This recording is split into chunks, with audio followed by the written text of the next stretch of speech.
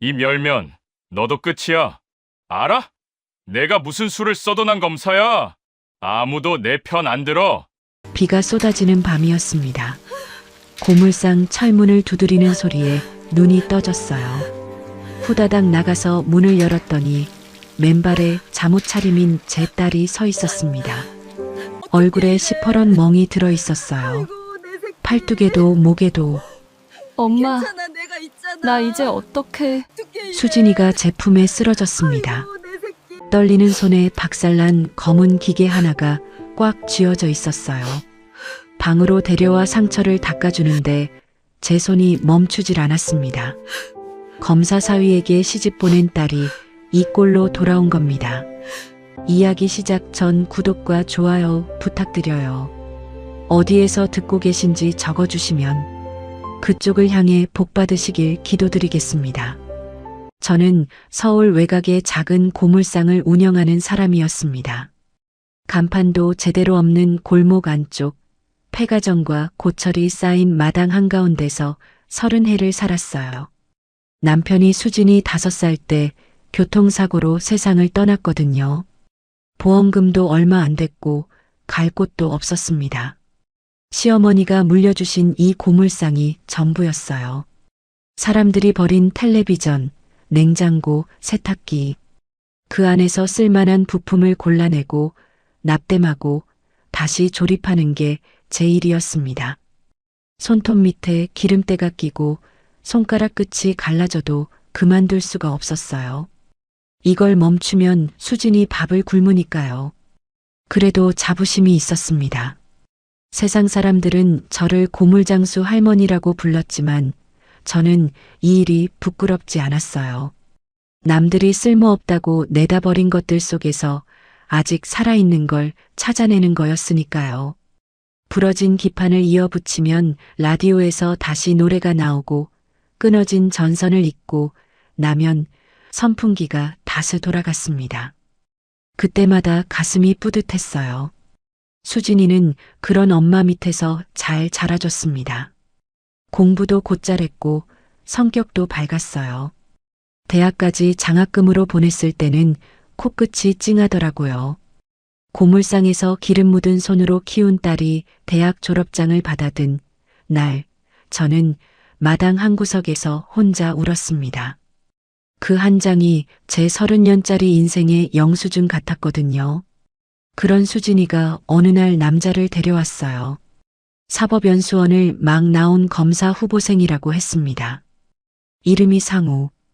키가 크고 말이 반듯했어요. 수진이 옆에 서니까 둘이 참 잘 어울렸습니다. 그런데 그이가 고물상 마당에 들어서는 순간 코를 살짝 찡그리는 걸 봤어요.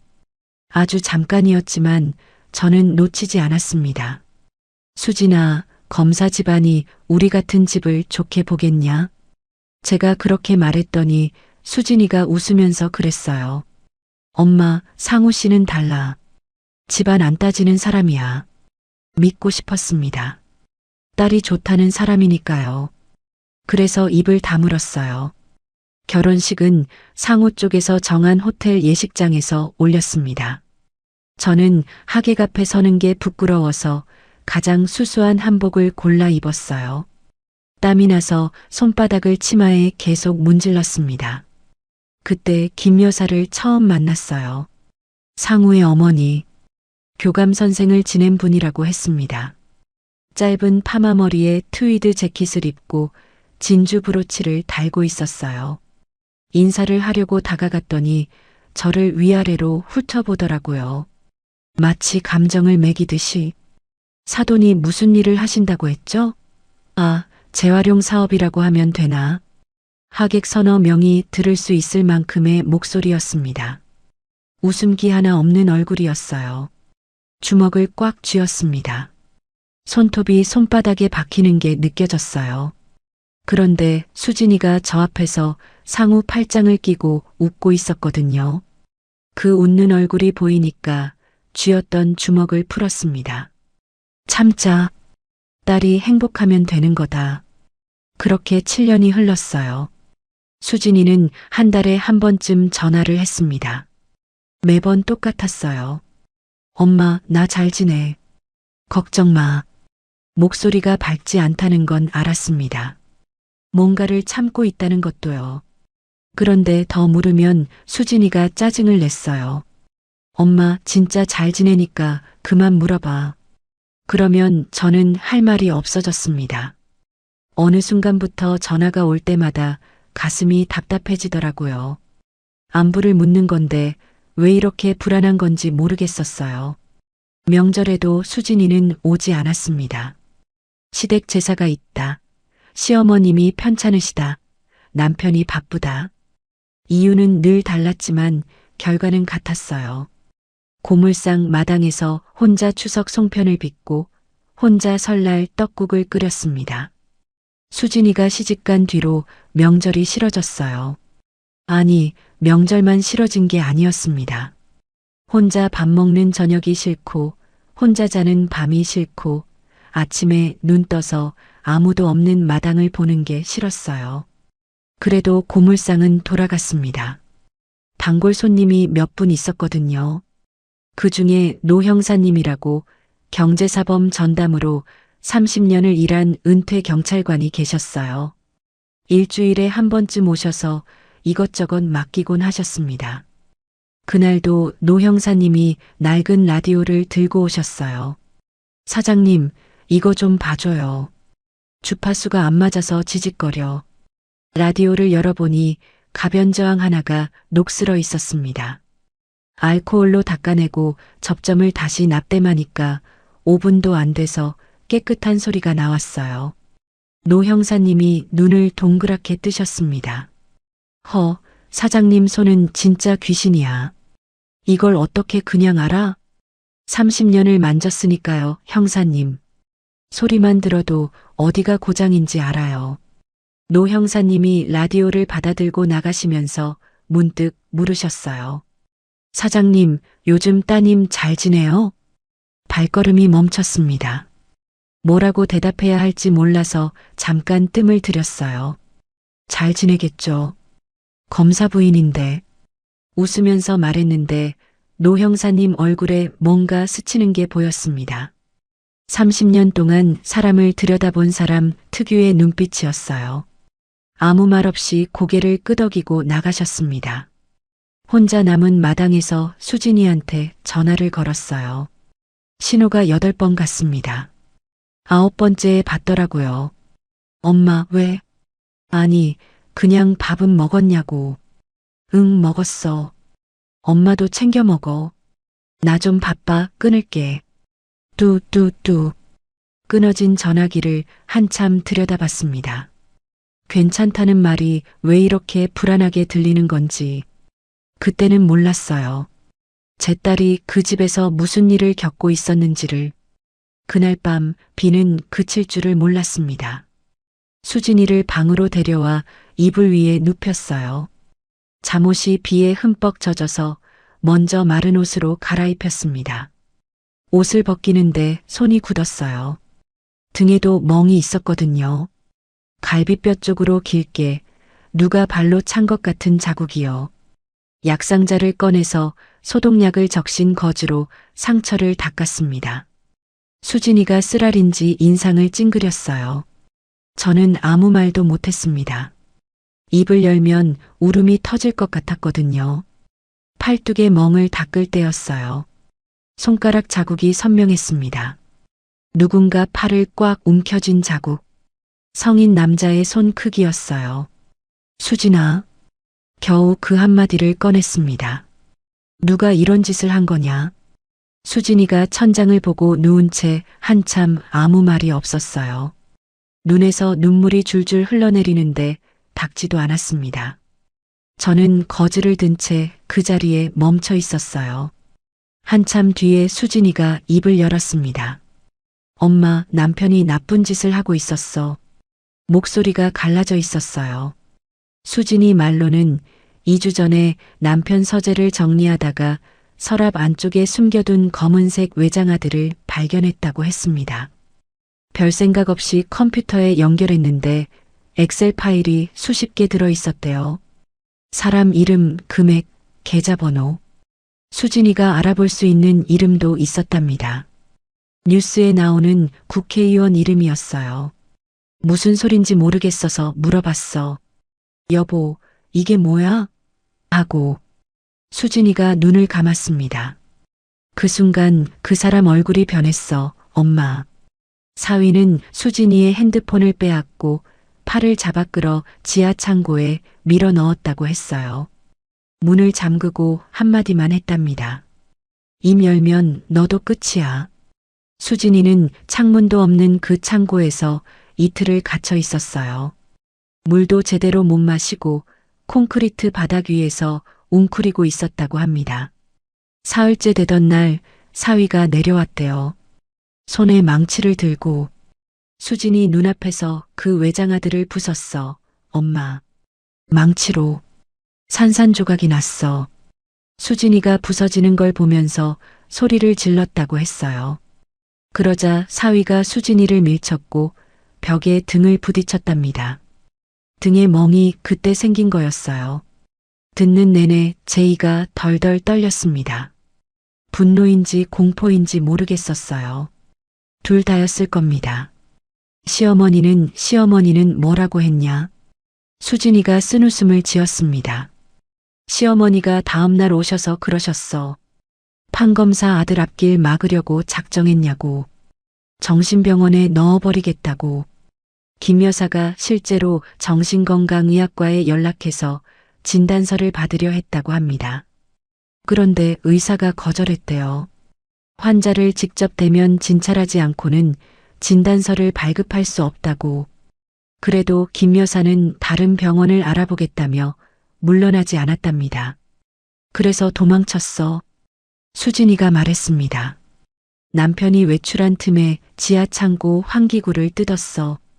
손톱이 다 깨졌어. 엄마. 수진이의 손을 봤어요. 손톱 2개가 들려 있었고 손가락 끝이 벗겨져서 피딱지가 앉아 있었습니다. 그 손으로 환기구 나사를 맨손으로 돌렸다는 거예요. 목이 메어서 숨을 쉴 수가 없었습니다. 이건 뭐냐? 수진이 품에 안겨있던 검은 기계를 가리켰어요. 케이스가 갈라지고 회로 기판이 삐져나온 외장하드 잔해였습니다. 사위가 망치로 부쉈다며. 이걸 왜 가지고 나왔어? 부서진 조각을 몰래 주었어.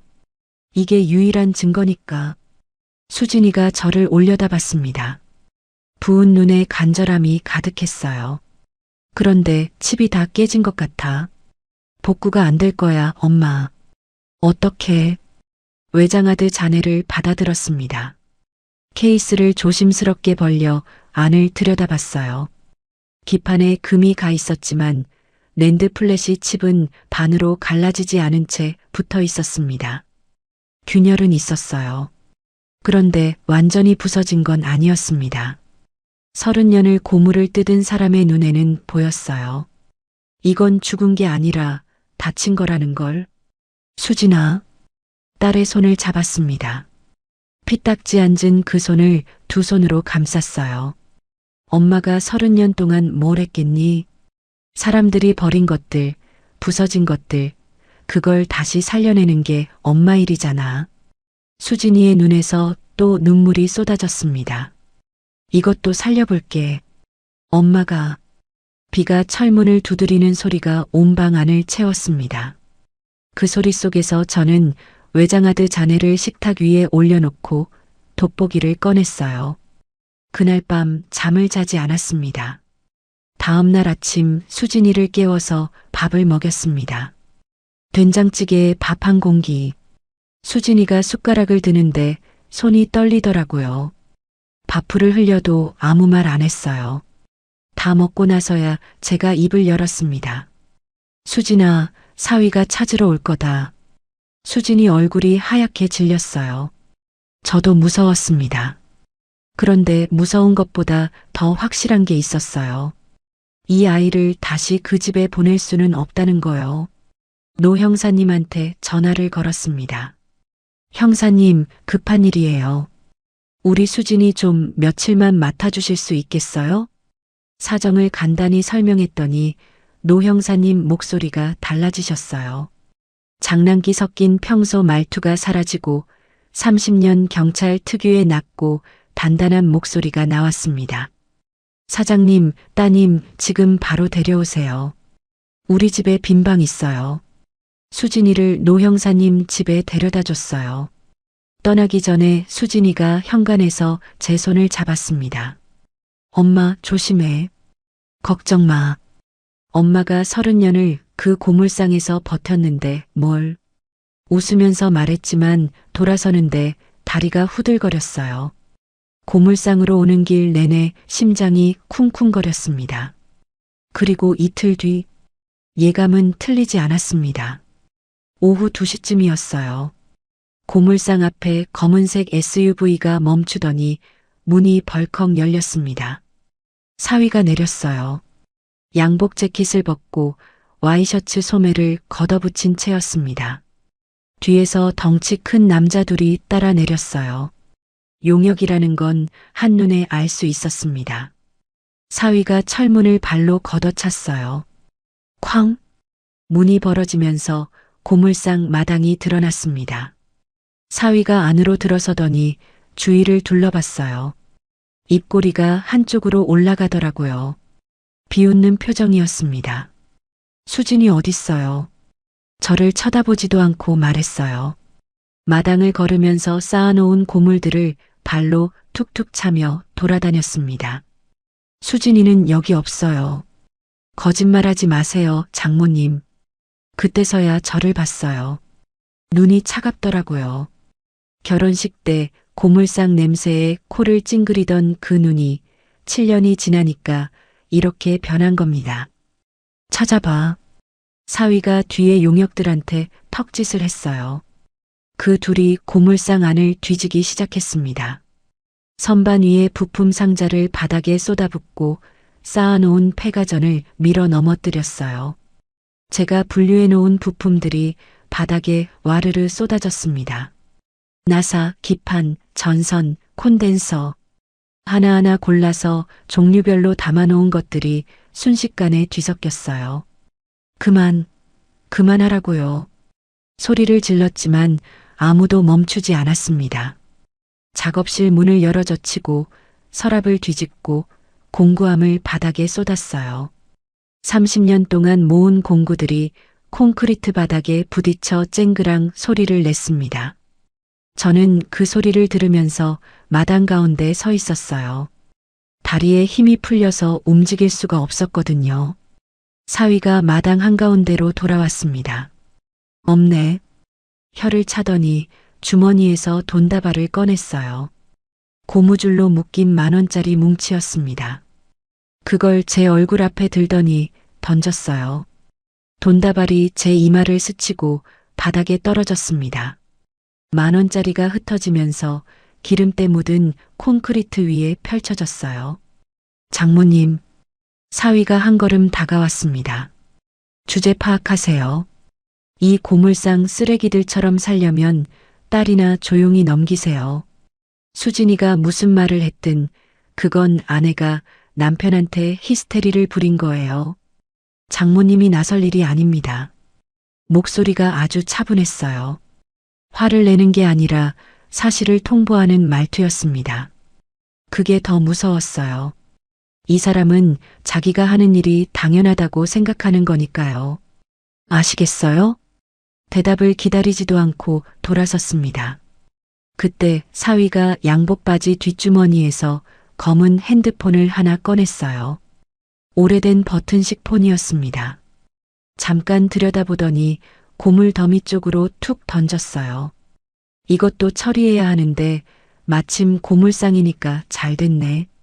용역들이 킥킥거리며 웃었습니다. 사위가 차로 돌아가면서 뒤도 안 돌아봤어요. 그 폰이 고물 더미 속으로 떨어지는 걸 봤습니다. 세탁기 옆 녹슨 배전함 뒤쪽으로 미끄러져 들어갔어요. 저는 그 궤적을 눈으로 따라갔습니다. 30년 동안 사람들이 버리는 물건을 지켜본 습관이에요.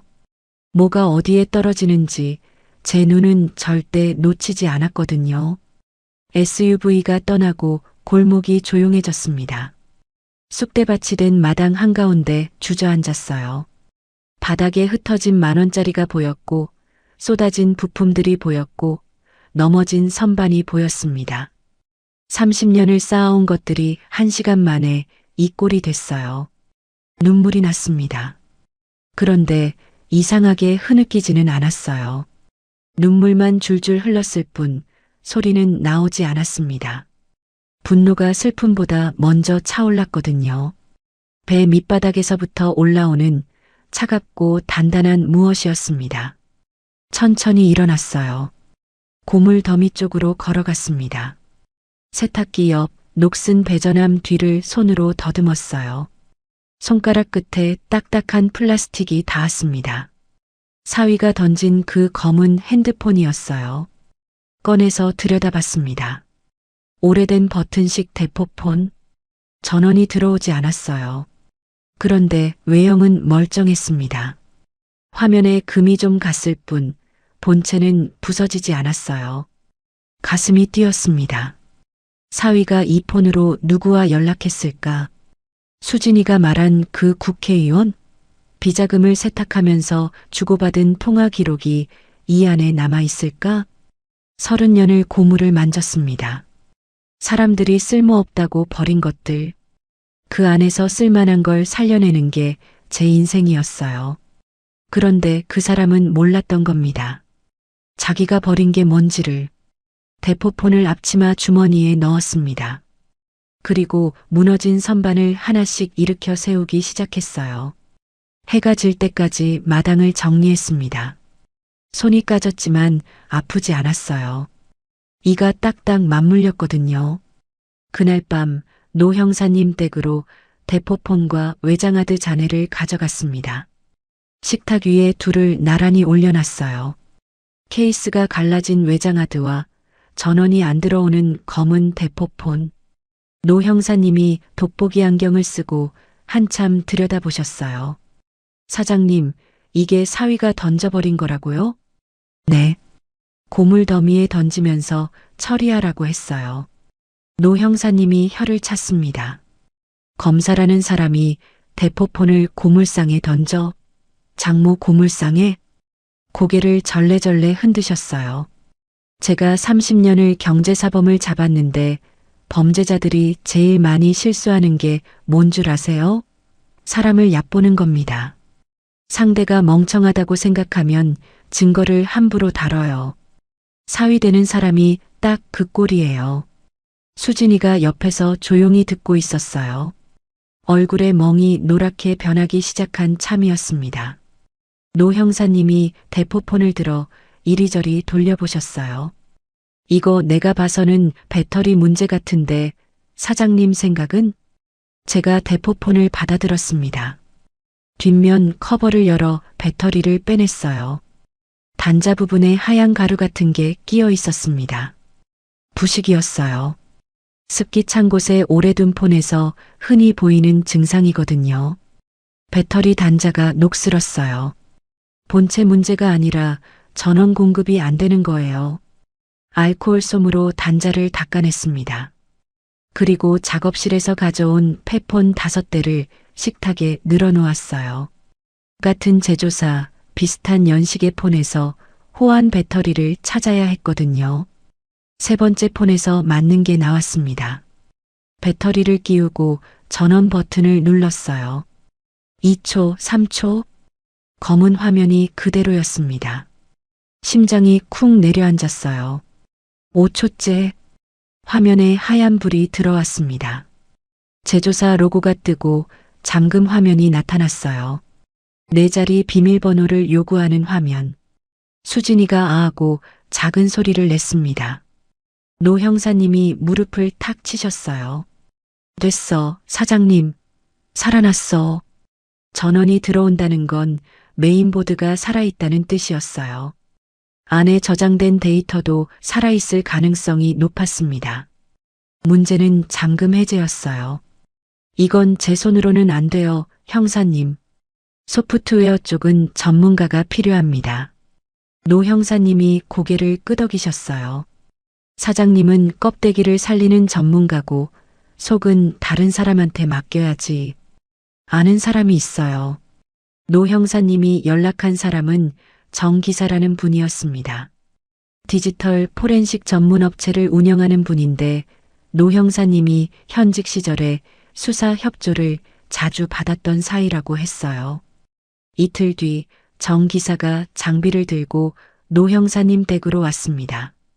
40살쯤 되어 보이는 말수가 적은 분이었어요. 노트북과 케이블 여러 개, 그리고 제가 처음 보는 장비 하나를 꺼냈습니다. 폰에 연결하더니 모니터에 숫자가 줄줄 올라갔어요. 잠금 해제는 어렵지 않습니다. 이 연식폰은 보안이 약해서 정 기사가 30분쯤 작업하더니 화면이 열렸습니다. 통화 기록이 쏟아져 나왔어요. 한 번으로 수십 건의 통화. 발신, 수신, 발신, 수신. 거의 매일이었습니다. 문자 메시지도 있었어요. 정 기사가 하나를 열자 노 형사님이 안경을 고쳐 쓰셨어요. 이번 달 건 처리 끝났습니다. 5억 확인 부탁드립니다. 노 형사님이 낮은 목소리로 읽었어요. 읽고 나서 저를 봤습니다. 눈빛이 달라져 있었어요. 사장님, 이건 단순한 가정폭력 사건이 아닙니다. 문자가 더 있었어요. 해외 계좌 이체 확인 스크린샷도 나왔습니다. 영어와 숫자가 뒤섞인 화면이었는데 금액 자릿수가 어마어마했어요. 저는 그 숫자가 정확히 얼마인지 몰랐지만 노 형사님 표정을 보고 알 수 있었습니다.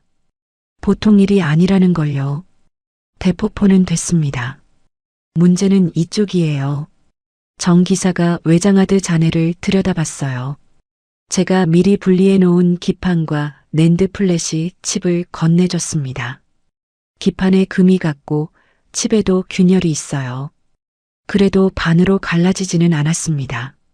정 기사가 루페로 칩을 한참 들여다보더니 고개를 살짝 끄덕였어요. 물리적 분리를 이렇게 깔끔하게 하신 건 처음 봅니다. 보통 의뢰인이 직접 뜯어오면 칩까지 같이 망가지거든요. 제 손을 흘기 봤어요. 기름때가 낀 손, 굳은 살이 박힌 손가락 끝. 아마 이 손이 이런 정밀한 작업을 했다는 게 의외였을 겁니다. 30년 동안 이런 걸 뜯었어요. 그 말밖에 할 게 없었습니다. 정 기사가 칩을 가져가서 작업하겠다고 했어요. 전문 장비로 섹터 단위 복원을 시도해야 한다면서요. 시간이 좀 걸릴 거라고 했습니다. 닷새를 기다렸어요. 그 닷새가 어찌나 길던지요.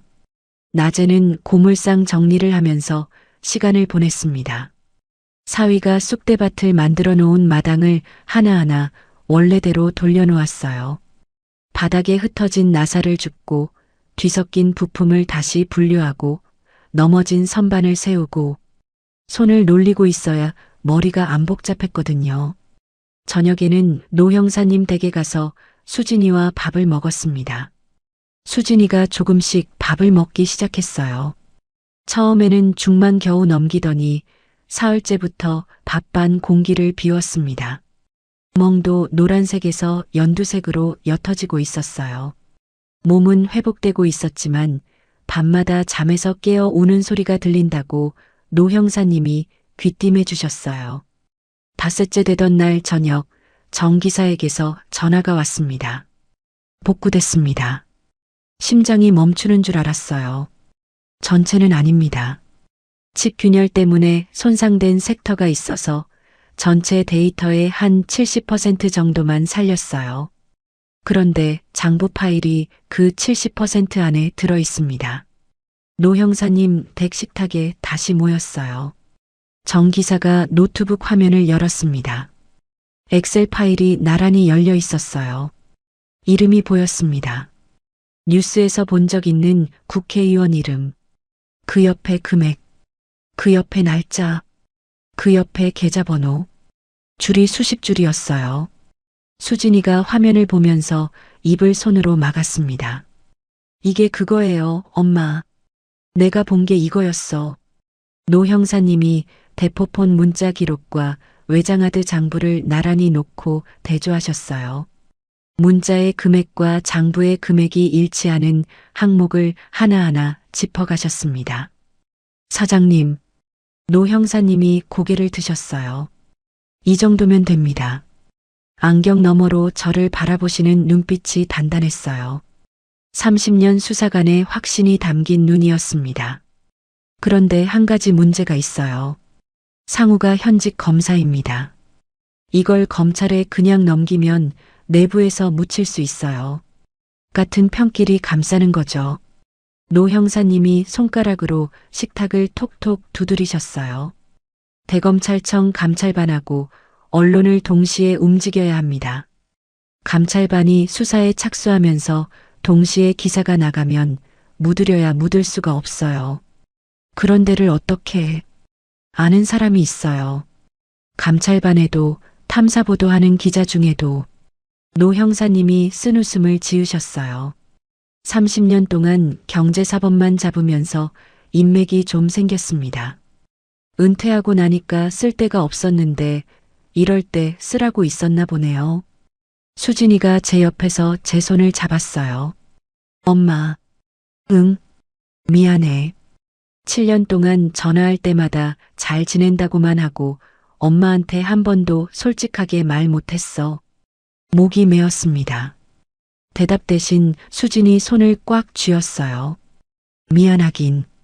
살아서 돌아왔으면 됐어. 수진이 어깨가 떨리기 시작했습니다. 소리 없이 울고 있었어요. 저도 눈시울이 뜨거워졌지만 참았습니다. 울 시간은 아직이었거든요. 노 형사님이 자리에서 일어나시면서 말씀하셨어요. 사장님, 상우 녀석이 다음 주에 부장검사 승진 축하연을 연다는 소문이 있어요. 호텔 연회장을 통째로 빌렸다고. 승진 축하연이요? 법조계, 정치계 인사를 다 부른다더군요. 앞으로의 자기 기반을 다지려는 거겠죠. 노 형사님이 돌아서면서 말씀하셨어요. 그날이 가장 좋겠습니다. 혼자 있을 때 잡으면 소리 소문 없이 처리할 수 있지만 그 많은 사람 앞에서 터지면 절대 못 묻어요. 가슴이 쿵 뛰었습니다. 30년을 고물상 마당 안에서만 살았어요. 세상이 저를 쳐다보지 않았고 저도 세상 밖으로 나설 일이 없었습니다. 그런데 이번에는 달랐어요. 고물상 엄마가 호텔 연회장에 가는 겁니다. 그날 밤 잠이 오지 않았어요. 천장을 보면서 생각했습니다. 무서웠냐고요? 무서웠습니다. 그런데 그것보다 더 선명한 게 있었어요. 사위가 돈다발을 제 얼굴에 던지던 그 순간, 주제 파악하세요라고 했던 그 목소리, 이를 악물었습니다. 주제를 파악해야 하는 건 당신이에요. 증거가 모인 뒤로 오히려 불안이 밀려왔습니다. 노 형사님은 감찰반 쪽 지인과 연락을 주고받으셨고 탐사보도 기자도 접촉을 마쳤다고 하셨어요. 모든 게 착착 진행되고 있었습니다. 그런데 저는 밤마다 잠을 이룰 수가 없었어요. 괜히 창밖을 내다보고 고물상 철문이 흔들리는 소리에 벌떡 일어나곤 했습니다. 사위가 가만히 있을 리가 없었거든요. 아니나 다를까 일이 벌어졌습니다. 축하연을 열흘 앞둔 날이었어요. 고물상 앞에 낯선 남자가 서성거리는 걸 봤습니다. 양복을 입고 선글라스를 낀 채 골목을 왔다 갔다 하더라고요. 대놓고 감시하는 거였어요. 전화로 누군가에게 보고하는 소리가 바람결에 들렸습니다. 고물상에 할머니 혼자 있는 것 같습니다. 딸은 안 보입니다. 심장이 쪼그라드는 것 같았어요. 노 형사님한테 바로 전화했더니 침착하게 말씀하셨어요. 당연히 그럴 겁니다. 수진 씨 행방을 계속 찾고 있을 거예요. 사장님 동선도 감시하는 거고. 그런데 걱정 마세요. 따님은 제가 지킵니다. 사장님은 평소처럼 고물상에서 일하세요. 아무것도 모르는 것처럼. 아무것도 모르는 척. 그게 생각보다 어려웠어요. 고물 분해하는 손이 자꾸 떨렸거든요. 감시는 사흘간 계속됐습니다. 그리고 나흘째 되던 날 오후, 고물상 철문 앞에 검은색 세단이 멈추더니 뒷좌석 문이 열렸어요. 김 여사였습니다. 짧은 파마머리에 진한 자주색 코트를 입고 있었어요. 진주 귀걸이가 흔들렸습니다. 운전기사가 문을 열어줬는데 김 여사가 내리면서 고물상 마당을 한번 훑어봤어요. 입꼬리가 살짝 내려가더라고요. 결혼식 날처럼 감정을 매기는 눈이었습니다. 저는 작업대 앞에 앉아 있었어요. 일어서지 않았습니다. 김 여사가 마당을 가로질러 제 앞까지 왔어요. 구두굽이 콘크리트에 딱딱 소리를 냈습니다. 그리고 입을 열었어요. 순옥 씨, 7년 만에 처음으로 직접 제 이름을 불렀습니다. 그동안은 사돈이라고도 안 하고 그냥 호칭을 피했었거든요. 뭔가 원하는 게 있을 때만 사람을 이름으로 부르는 겁니다. 우리 이렇게 지내면 안 되지 않아요? 목소리가 부드러웠어요. 처음 듣는 말투였습니다. 수진이 일은 다 오해예요. 부부 사이에 좀 다툰 건데 수진이가 감정적으로 받아들인 것 같아. 집에 돌아오면 상우도 잘 대해줄 거예요. 우리 다 가족 아니에요? 가족. 7년 동안 명절에 한 번도 저를 부르지 않은 사람이 가족이라고 했습니다. 결혼식 날 하객들 앞에서 제 직업을 비웃던 사람이요. 며느리를 정신병원에 넣으려 했던 사람이요. 사돈어른. 천천히 일어섰습니다. 7년 동안 우리 수진이한테 뭐라고 하셨는지 저는 다 알아요. 김 여사의 눈이 미세하게 흔들렸어요. 고물상 냄새가 난다고 하셨죠. 시댁 체면에 먹칠한다고. 명절마다 친정에 오지 못하게 했다면서요. 목소리가 떨리지 않도록 이를 꽉 물었습니다. 그리고 며느리를 정신병원에 넣으려고 한 것도 알아요. 의사가 거절했다면서요. 환자를 보지도 않고 진단서를 써달라고 하셨다죠? 김 여사의 표정이 변했습니다. 부드러운 미소가 벗겨지고 아래에 있던 진짜 얼굴이 드러났어요. 입꼬리가 딱딱하게 굳었습니다. 순옥 씨, 그건 다 수진이가 과장한 거예요. 시어머니가 며느리를 걱정해서 그런 건데. 걱정이라고요? 말을 끊었습니다. 태어나서 처음으로 김 여사의 말을 잘랐어요. 결혼식 날 참았고 7년간 전화 한 통 못하면서 참았고 명절마다 혼자 떡국을 끓이면서 참았습니다. 그런데 이건 못 참겠더라고요. 며느리 팔에 성인 남자 손가락 자국이 찍혀 있는데 그게 걱정이에요? 등에 발로 참멍이 있는데 그게 걱정이에요? 아들이 아내를 지하실에 가뒀는데 시어머니가 한 게 정신병원에 넣으려 한 거예요? 김 여사가 한 발짝 물러섰습니다. 제가 이렇게 나올 줄 몰랐던 거예요. 30년 고물상 할머니가 맨날 고개 숙이고 있던 사람이 이렇게 목소리를 높일 줄은. 그런데 김 여사도 만만한 사람이 아니었습니다. 물러선 발을 다시 앞으로 내딛더니 목소리가 싸늘하게 바뀌었어요. 순옥 씨, 지금 상황 파악을 못하는 것 같은데. 눈이 차갑게 가라앉았습니다. 수진이가 남편을 고발하면 그 딸도 끝이야. 검사 남편이 전과자가 되면 수진이 인생도 끝나는 거예요. 이혼해봐야 전과자의 전처야. 누가 거들떠봐요? 한 걸음 더 다가왔어요. 그리고 당신도 마찬가지야. 이 고물상 영업 정지시키는 거 어렵지 않아요. 우리 상우가 아직 현직이에요. 어떻게든 할 수 있어. 협박이었습니다. 회유가 안 통하니까 본색을 드러낸 거예요. 교감 선생을 지낸 사람의 입에서 나오는 말이라고는 믿기 어려웠어요. 그런데 놀랍지는 않았습니다. 이미 이 사람이 어떤 사람인지 알고 있었으니까요.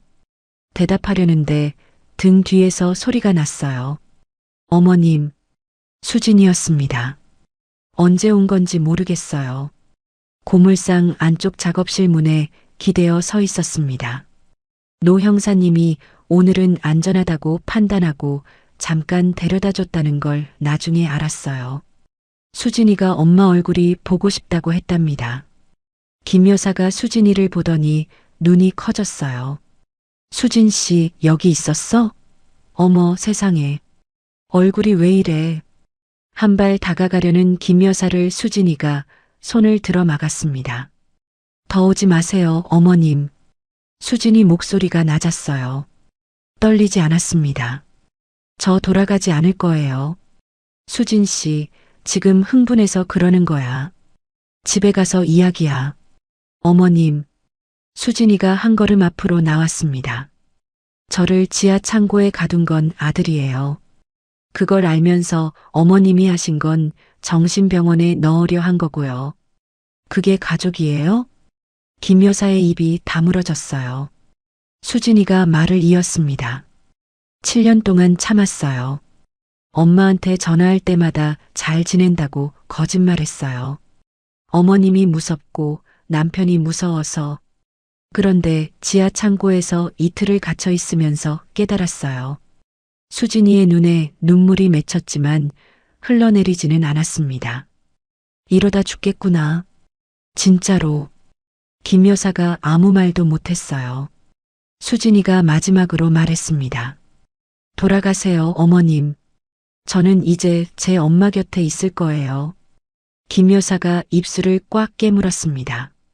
주먹을 떨면서 돌아섰어요. 마당을 가로지르며 한마디를 내뱉었습니다. 후회할 거야. 둘 다. 구두 소리가 멀어지고 차 문이 닫히고 엔진 소리가 골목 끝으로 사라졌습니다. 저와 수진이만 남았어요. 수진이가 저를 돌아봤습니다. 입술이 파르르 떨리고 있었어요. 강한 척하느라 꾹 참고 있던 게 한꺼번에 올라오는 표정이었습니다. 엄마, 잘했어.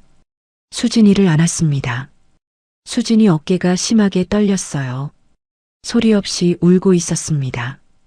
한참을 그렇게 서 있다가 제가 말했어요. 수진아, 정말 괜찮겠어? 그 사람을 고발하면 너도 힘들어질 수 있어. 정가자의 전처라는 소리도 들을 거고 앞으로 쉽지 않을 거다. 수진이가 제 품에서 고개를 들었습니다. 엄마, 눈이 붉었지만 또렷했어요. 나 7년 동안 참았어. 이제 더 참으면 안 돼. 그 말에 더 물을 게 없었습니다. 저녁에 노 형사님에게서 연락이 왔어요. 사장님, 날짜 잡혔습니다. 열흘 뒤 승진 축하연 당일. 감찰반 수사관 3명이 동행하기로 했고 탐사보도 기자 2명도 카메라 들고 옵니다. 형사님, 제가 뭘 하면 되는 거예요? 사장님은 USB를 들고 가시면 됩니다.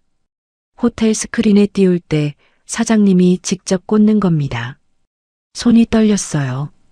왜 제가요? 이건 사장님이 찾아낸 증거니까요. 노 형사님이 잠깐 말을 멈추셨다가 이으셨어요. 사장님, 대포폰을 살린 것도 사장님이고 외장하드 칩을 살린 것도 사장님이에요. 30년 동안 고물상에서 갈고 닦은 사장님의 그 손이 이 모든 증거를 되살린 겁니다. 마지막도 사장님 손으로 하는 게 맞아요. 그날 밤 침대에 누워 천장을 봤습니다. 노 형사님이 보내준 축하연 초대장 사진이 떠올랐어요. 금박 글씨로 서울중앙지검 부장검사 승진 기념이라고 적혀 있었습니다. 호텔 이름, 날짜, 시간. 법조계와 정치계 인사 200여 명이 모인다고 했어요. 제가 평생 살아온 고물상은 사람들이 쳐다보지도 않는 곳이었습니다. 골목 안쪽 간판도 없는 고철 냄새 나는 마당. 세상이 저를 볼 일도 없었고 제가 세상 앞에 나설 일도 없었어요. 그런데 이번에는 달랐습니다. 주머니 안에 USB를 만졌어요. 엄지손가락만 한 이 작은 기계 안에 사위의 모든 비리가 들어 있었습니다. 대포폰에서 살려낸 통화 기록, 외장하드에서 되살린 장부, 수진이의 상해, 진단서. 사람들이 버린 것들을 살려내는 게 제 인생이었어요. 이번에는 그 손으로 딸을 살리는 겁니다. 눈을 감았습니다. 열흘 뒤를 생각하니까 무서웠어요. 그런데 무서운 것보다 단단한 게 있었습니다. 엄마는 포기하지 않는다는 것. 축하연 당일이 밝았습니다. 아침부터 손이 떨렸어요. 세수를 하는데 물을 받아놓은 대야에 비친 제 얼굴이 낯설었습니다. 주름 깊은 62세 고물상 할머니. 오늘 이 사람이 호텔 연회장에 들어간다는 게 실감이 나지 않았어요. 옷장을 열었습니다. 변변한 옷이 없었어요. 수진이 결혼식 때 입었던 한복은 접어서 구석에 넣어둔 채 7년이 지났고 평소에는 면바지에 조끼만 입고 살았으니까요. 한참을 뒤지다가 안쪽에서 감색 정장 바지와 흰 블라우스를 꺼냈어요.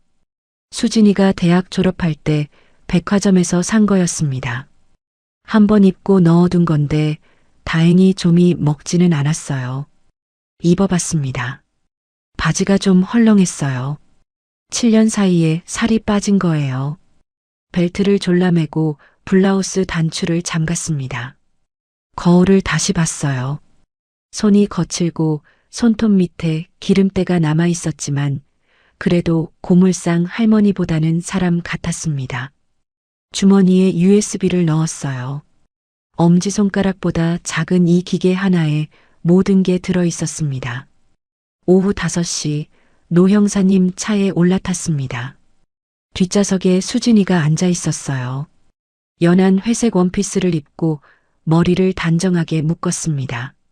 멍은 화장으로 가렸지만 눈밑이 아직 약간 누르스름했어요. 수진이가 저를 보더니 작게 웃었습니다. 엄마, 멋있다. 뭐가 멋있어. 30년 만에 정장을 입으니까 옷걸이가 걸어다니는 것 같은데. 수진이가 피식 웃었어요. 그 웃음이 좋았습니다. 진심으로 웃는 건 고물상에 돌아온 뒤 처음이었거든요. 노 형사님이 운전하면서 말씀하셨어요. 감찰반 수사관 3명은 이미 호텔에 가 있습니다. 하객으로 위장하고 연회장 안에 들어가 있어요. 기자 2명은 카메라를 가방에 넣고 로비에서 대기 중이고. 형사님, 스크린은요? 호텔 측 담당 매니저한테 협조를 받았습니다. 연회장 대형 스크린 조작실에 기사가 1명 들어가 있어요. 제가 신호를 보내면 USB 영상을 띄울 겁니다.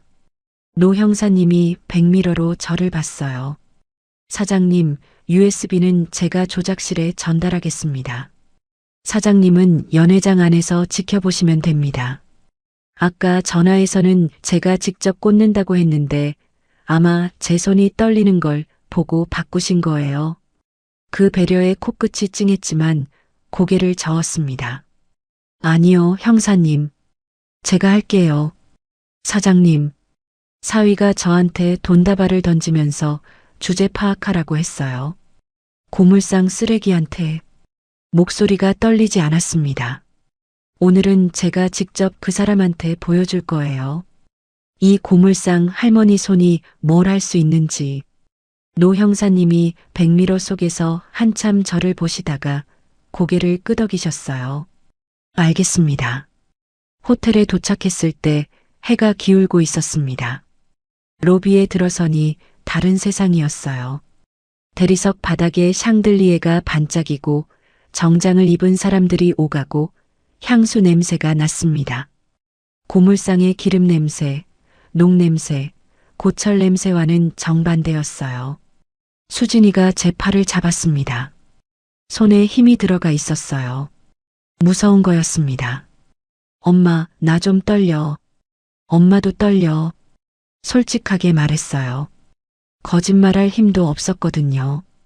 그런데 이상하게 서로 떨린다고 하니까 조금 나아졌습니다. 노 형사님이 먼저 들어가셨어요. USB를 받아서 조작실에 전달한다고 했습니다. 저와 수진이는 5분 뒤에 연회장에 들어가기로 했어요. 복도에서 기다리는 5분이 5시간 같았습니다. 연회장 문 앞에 섰을 때 안에서 박수 소리가 들렸어요. 사회자의 목소리가 마이크를 타고 울렸습니다. 그러면 오늘의 주인공이신 부장 검사님의 인사 말씀을 듣겠습니다. 박수가 터졌어요. 감사합니다. 사위 목소리였습니다. 마이크를 잡은 목소리. 당당하고 자신감에 차 있었어요.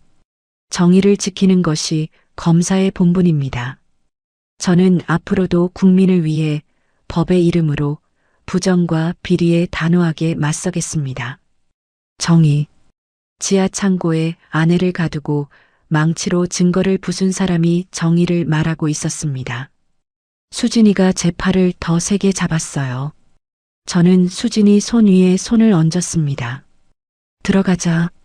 연회장 문을 열었습니다. 금빛 조명 아래 둥근 테이블이 20개 넘게 늘어서 있었어요. 양복과 드레스를 입은 사람들이 200명 가까이 앉아 있었습니다. 정면 무대에 사위가 서 있었어요. 네이비 정장에 붉은 넥타이를 메고 한 손에 마이크를 든 채 환하게 웃고 있었습니다. 그 옆에 김 여사가 진주 목걸이를 한 채 아들을 흐뭇하게 바라보고 있었어요. 저와 수진이가 연회장 뒤쪽으로 들어섰을 때 아무도 쳐다보지 않았습니다. 고물상 할머니와 상처 입은 젊은 여자는 이 화려한 자리에 어울리지 않았으니까요. 사위의 인사말이 끝나가고 있었어요. 다시 한번 감사드리며 오늘 자리를 빛내주신 모든 분들께. 그때 무대 뒤 대형 스크린에 불이 켜졌습니다. 하얀 화면이 뜨더니 엑셀 파일이 나타났어요. 이름, 금액, 날짜, 계좌번호, 줄줄이 이어지는 숫자들. 노 형사님이 조작실에 신호를 보낸 거였습니다. 연회장이 술렁이기 시작했어요. 사위가 뒤를 돌아봤습니다. 스크린을 보는 순간 마이크를 든 손이 멈췄어요. 얼굴에서 핏기가 빠져나갔습니다. 입이 벌어졌다가 다물어졌어요. 옆에 김 여사도 스크린을 보더니 의자 팔걸이를 움켜쥐었습니다. 스크린이 다음 장으로 넘어갔어요. 대포폰 문자 메시지 캡처 화면. 이번 달 건 처리 끝났습니다. 5억 확인 부탁드립니다. 발신자 번호와 수신자 번호가 선명하게 드러났습니다. 그 다음 장. 해외 계좌 이체 확인 스크린샷. 영문 은행명과 금액. 그 다음 장. 수진이의 상해 진단서. 전치 사주. 갈비뼈 골절, 다발성 타박상. 연회장이 조용해졌습니다. 숟가락 소리도 잔 부딪히는 소리도 멈췄어요. 200명의 시선이 스크린과 사위 사이를 오갔습니다. 사위가 마이크를 떨어뜨렸어요. 쿵 하는 소리가 스피커를 타고 퍼졌습니다. 꺼. 이거 당장 꺼. 소리를 질렀지만 스크린은 멈추지 않았어요. 다음 장으로 넘어갔습니다. 통화 기록 목록. 수십 건의 발신과 수신이 날짜 순으로 정렬되어 있었어요. 그때 연회장 좌측 문이 열렸습니다. 양복을 입은 남자 3명이 들어왔어요. 가운데 선 사람이 신분증을 들어 보였습니다. 대검찰청 감찰부 소속 김 수사관입니다. 연회장의 탄성이 터졌어요. 여기저기서 의자를 밀고 일어서는 소리가 났습니다. 같은 시각 연회장 뒤쪽에서 카메라 2대가 켜졌어요. 가방에 숨겼던 장비를 꺼낸 기자 2명이 촬영을 시작했습니다. 빨간 녹화등이 반짝였어요. 감찰반 수사관이 무대 위 사위에게 다가갔습니다. 서울중앙지검 소속 검사 상우 씨. 사위가 한 발 뒤로 물러섰어요. 등이 스크린에 닿았습니다. 자기가 저지른 비리의 증거가 등 뒤에서 환하게 빛나고 있었어요. 뇌물수수, 범죄수익은닉규제법 위반, 특수감금, 상해 혐의로 긴급 체포합니다. 형사소송법 제200조이삼에 따릅니다. 수사관이 수갑을 꺼냈어요. 체포 사유는 증거인멸 및 도주 우려입니다. 변호인 선임권이 있으며 진술을 거부할 수 있습니다. 사위의 눈동자가 미친 듯이 흔들렸습니다. 왼쪽을 보고 오른쪽을 보고 하객석을 훑었어요. 누군가 자기를 도와줄 사람을 찾는 눈이었습니다. 그런데 아무도 눈을 마주치지 않았어요. 5분 전까지 건배를 외치던 사람들이 고개를 돌리고 있었습니다. 이건 음모야. 조작이라고. 저 증거 다 사위가 소리를 질렀어요. 그러나 목소리가 갈라져 있었습니다. 확신이 아니라 공포의 소리였어요. 김 여사가 자리에서 벌떡 일어났습니다. 이게 무슨 짓이야? 우리 아들이 뭘 잘못했다고. 다 가짜야, 조작이라고. 두 번째 수사관이 김 여사에게 다가갔어요. 김 씨, 특수강금 공동정범 및 강요 혐의로 긴급 체포합니다. 뭐라고? 내가 뭘 했다고. 김 여사가 팔을 뿌리쳤어요. 진주 목걸이가 끊어져 구슬이 대리석 바닥에 또르르 굴러갔습니다. 수사관이 김 여사의 손목에 수갑을 채웠어요. 찰칵 소리가 조용한 연회장에 울렸습니다. 그때였어요. 사위의 눈이 연회장 뒤쪽을 훑다가 저와 마주쳤습니다. 멀었어요. 200석 연회장의 앞과 끝. 그런데 분명히 저를 봤습니다. 감색 정장을 입은 고물상 할머니를.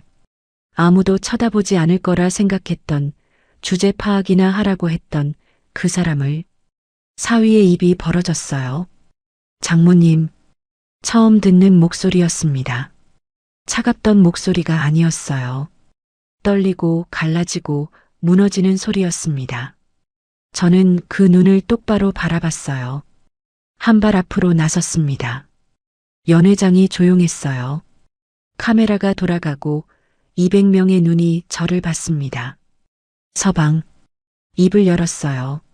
목소리가 떨렸지만 멈추지 않았습니다. 사람을 그렇게 우습게 보는 게 아니었어. 사위의 눈에서 뭔가가 무너지는 게 보였어요. 오만함이 빠져나간 자리에 공포만 남았습니다. 수갑을 찬 채 끌려나가면서도 고개를 돌려 저를 봤어요. 저는 그 시선을 끝까지 피하지 않았습니다. 플래시가 터졌어요. 카메라 셔터 소리가 연이어 울렸습니다.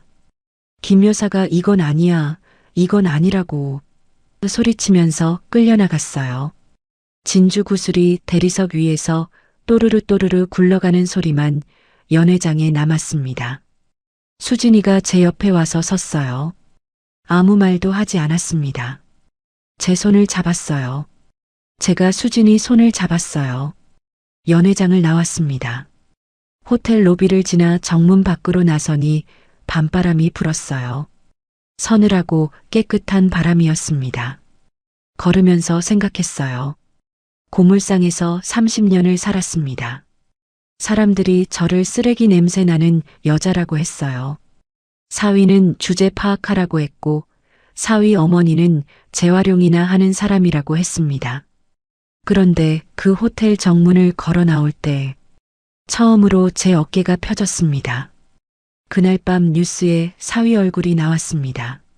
노 형사님 댁 거실에서 수진이와 나란히 텔레비전을 봤어요. 화면에 호텔 연회장에서 수갑을 찬 채 끌려 나오는 사위가 잡혔습니다. 카메라 플래시 속에서 고개를 숙인 채 얼굴을 가리고 있었어요. 그 옆에서 김 여사가 조작이야 하고 소리치는 장면도 나왔습니다. 뉴스 앵커가 말했어요.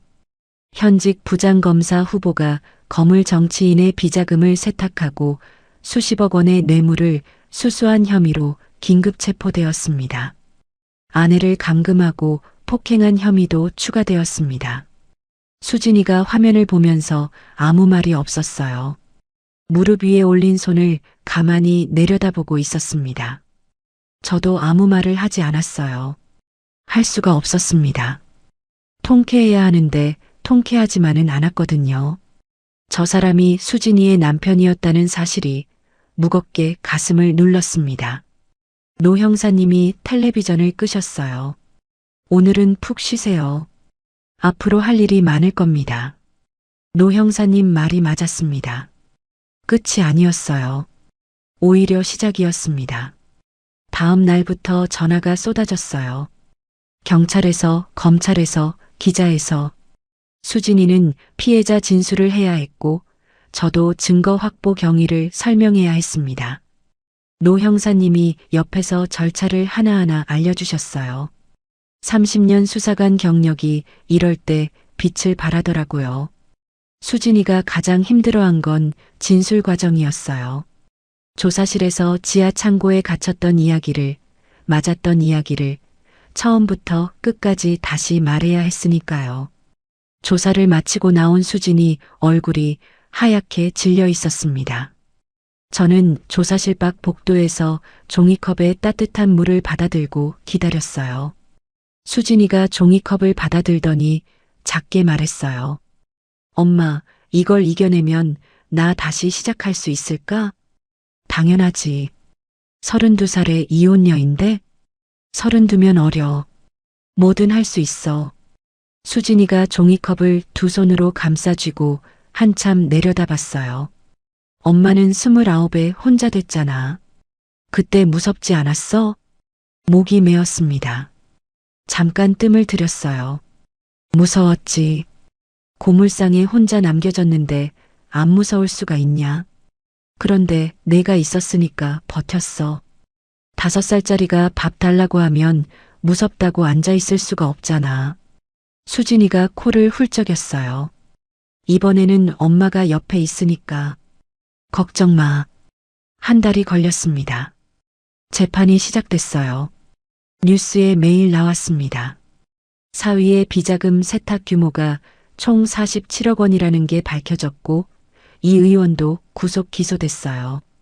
사위는 법정에서 혐의를 부인하다가 대포폰 문자와 외장하드 장부가 대조 증거로 채택되자 더 이상 버티지 못했습니다. 최종 선고일에 수진이와 함께 법정에 갔어요. 피고인 상우에게 징역 12년을 선고합니다. 판사의 목소리가 법정에 울렸어요. 뇌물수수, 범죄수익은닉규제법 위반, 특수감금 상해. 전부 유죄였습니다. 사위가 피고인석에서 고개를 떨궜어요. 결혼식 날 고물상 냄새에 코를 찡그리던 얼굴이 축하연에서 정의를 말하던 얼굴이 돈다발을 던지며 주제 파악하라던 얼굴이 수임번호를 단 채 무너져 있었습니다. 김 여사의 재판은 따로 진행됐어요. 특수감금 공동정범과 강요 혐의로 징역 3년에 집행유예 5년이 선고됐습니다. 김 여사가 법정에서 일어서며 말했어요. 우리 상우는 나쁜 아이가 아니에요. 원래 착한 아이인데 이 사회가 말끝을 잇지 못하고 울부짖었습니다. 법정을 나오면서 수진이가 뒤를 돌아보지 않았어요. 앞만 보고 걸었습니다. 저도 뒤를 돌아보지 않았어요. 이혼 소송은 빠르게 진행됐습니다. 사위가 유책 배우자로 인정돼 위자료와 재산 분할이 확정됐어요. 금액이 얼마인지는 수진이가 말하지 않았고 저도 묻지 않았습니다. 돈이 중요한 게 아니었으니까요. 이혼 서류를 받아든 날 수진이가 고물상 마당에 앉아 한참 하늘을 올려다봤어요.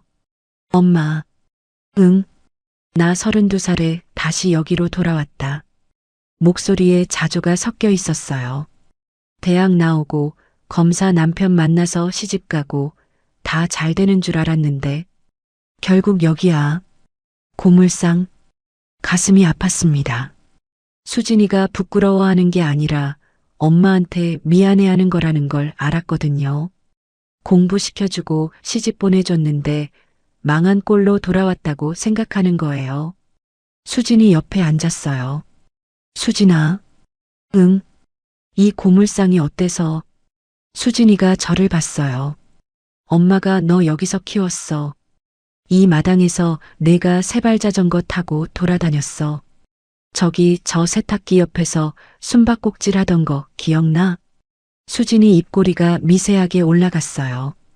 기억나? 여기가 내 집이야. 처음부터 그랬어. 다시 시작하면 되는 거지. 수진이가 무릎에 얼굴을 묻었어요. 어깨가 떨렸습니다. 울고 있는 건지 웃고 있는 건지 모르겠었어요. 아마 둘 다였을 겁니다. 며칠 뒤 수진이가 고물상 정리를 돕기 시작했습니다. 처음에는 청소만 했어요. 마당을 쓸고 선반을 닦고 부품 상자에 라벨을 붙이고, 그러다가 제가 하는 일을 옆에서 지켜보더니 조금씩 물어보기 시작했어요. 엄마, 이 기판은 왜 이쪽에 놔? 이건 아직 쓸만한 거야. 콘덴서가 살아있거든. 이건 죽은 거. 납땜이 다 녹았어. 수진이가 고개를 끄덕이며 살아있는 기판과 죽은 기판을 분류하기 시작했어요. 며칠 뒤에는 멀쩡한 부품을 골라내는 것도 배웠습니다. 엄마, 이거 온라인으로 팔면 안 돼? 온라인? 중고 부품 사는 사람들 많아.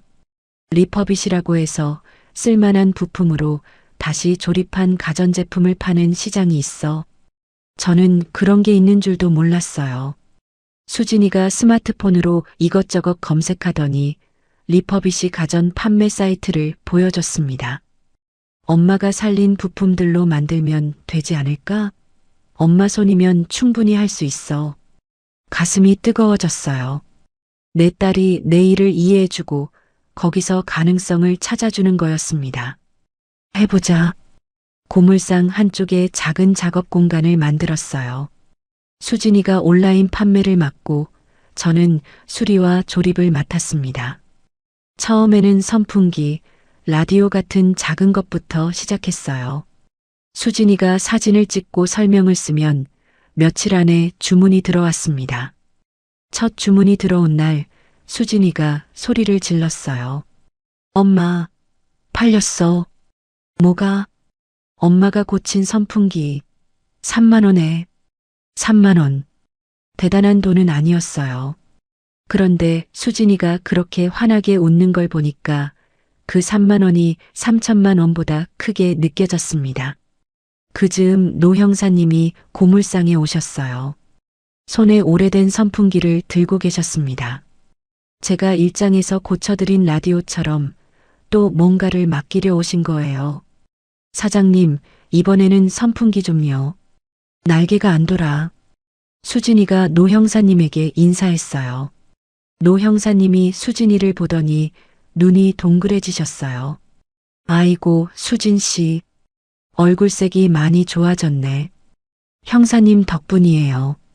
그때 재워주시고 밥 챙겨주시고. 무슨 소리. 다 사장님이 하신 거지. 노 형사님이 마당을 둘러보시더니 고개를 끄덕이셨어요. 고물상이 달라졌네. 깔끔해졌어. 수진이가 정리해줬어요. 그러게. 모녀가 합심하니까 다르구만. 선풍기를 내려놓으시면서 뭔가 생각난 듯 말씀하셨어요. 아 참, 사장님. 상우건 항소심도 기각됐대요. 원심 유지. 12년 확정입니다. 수진이가 잠깐 멈칫했어요. 그리고 작게 고개를 끄덕였습니다. 더 이상 그 이름에 흔들리지 않는 표정이었어요. 노 형사님이 선풍기를 맡기고 돌아가시면서 문 앞에서 돌아보셨어요. 사장님, 내일 또 올게요. 이번에는 다리미.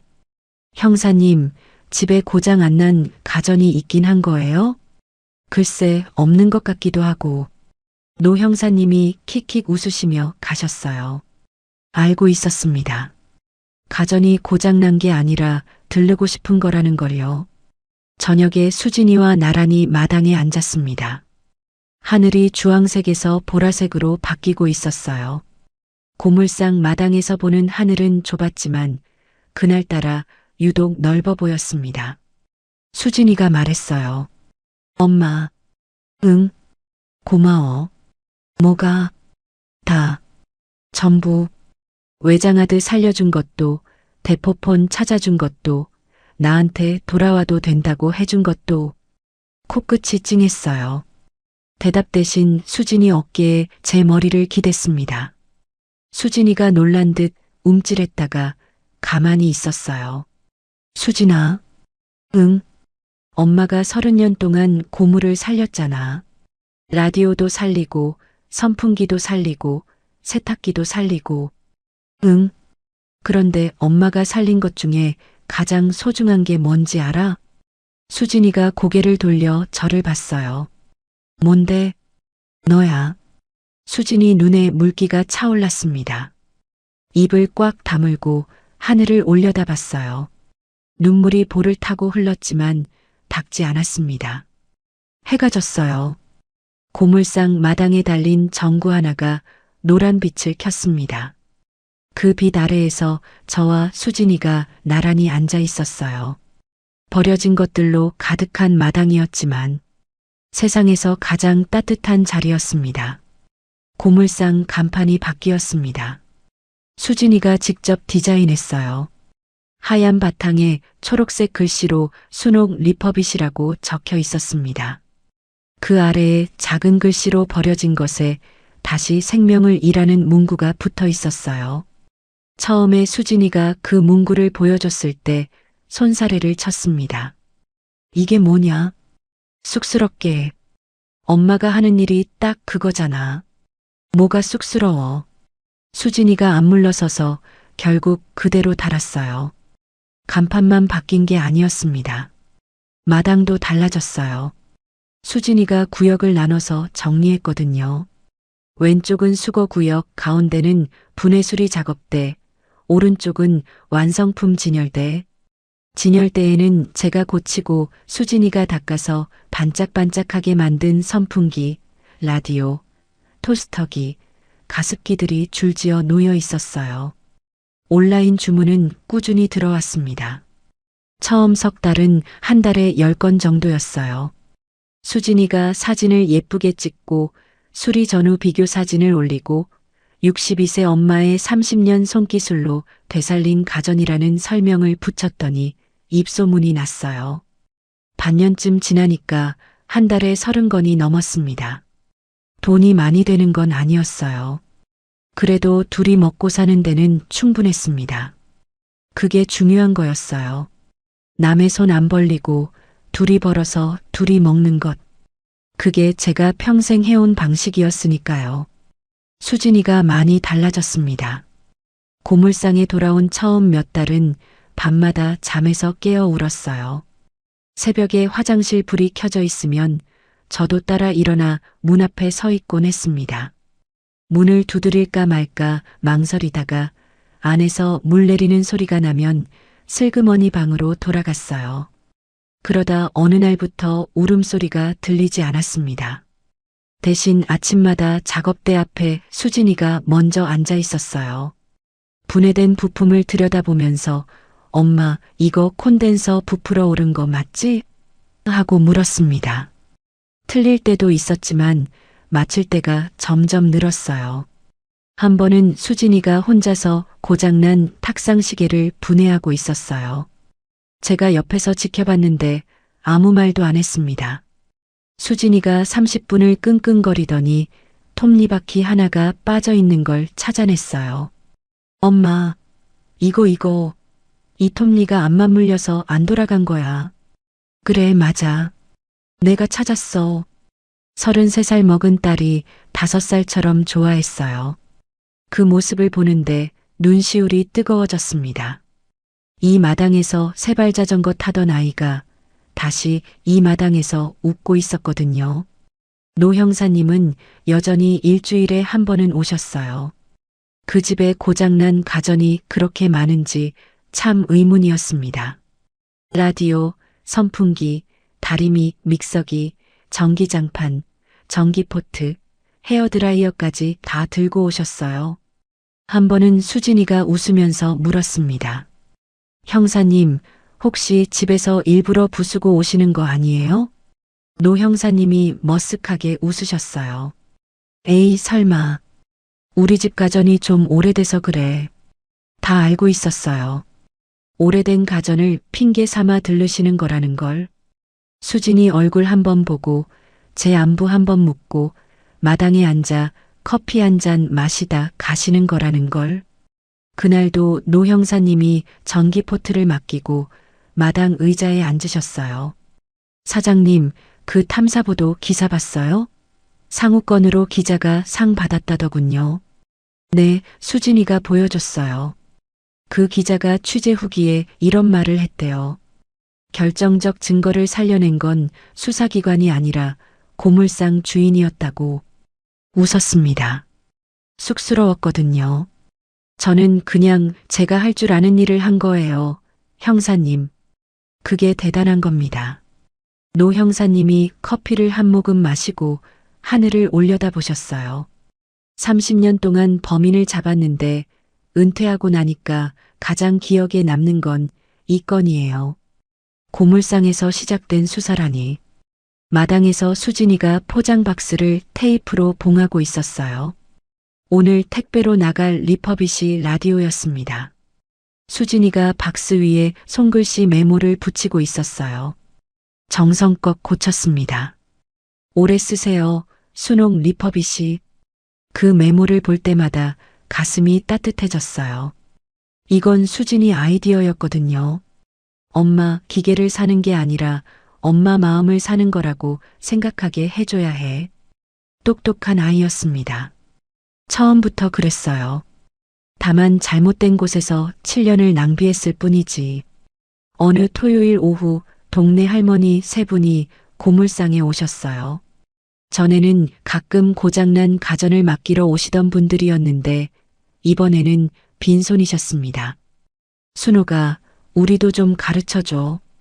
간단한 거. 콘센트 고치는 거라든지. 수진이가 옆에서 눈을 반짝였어요. 엄마, 이거 수업으로 하면 안 돼? 동네 어르신들한테 간단한 가전 수리 가르쳐 주는 거.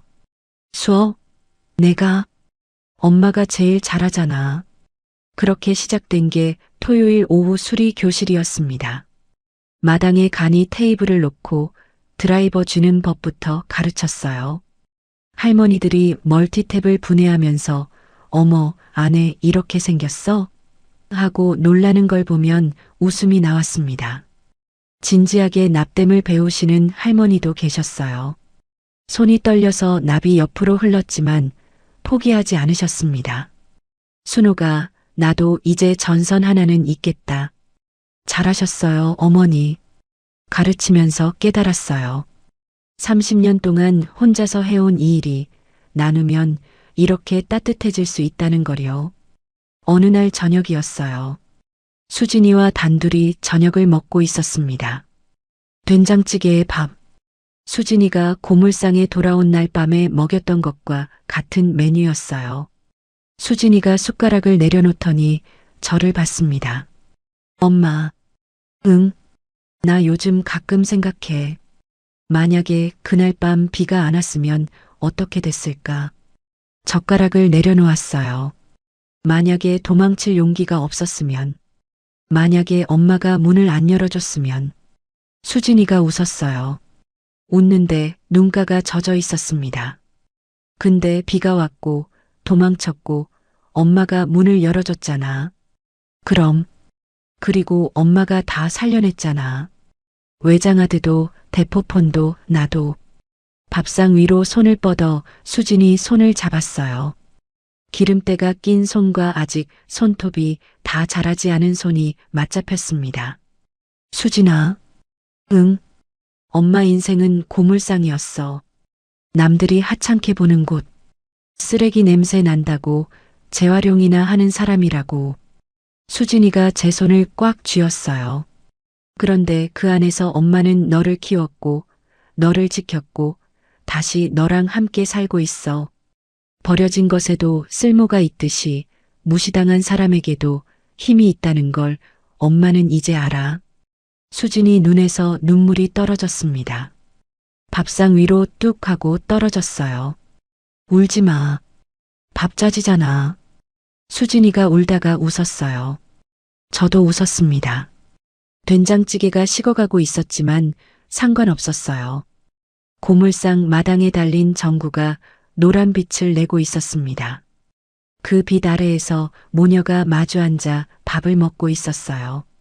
세상에서 가장 보통의 풍경이었지만 그게 제가 30년 동안 지키고 싶었던 전부였습니다.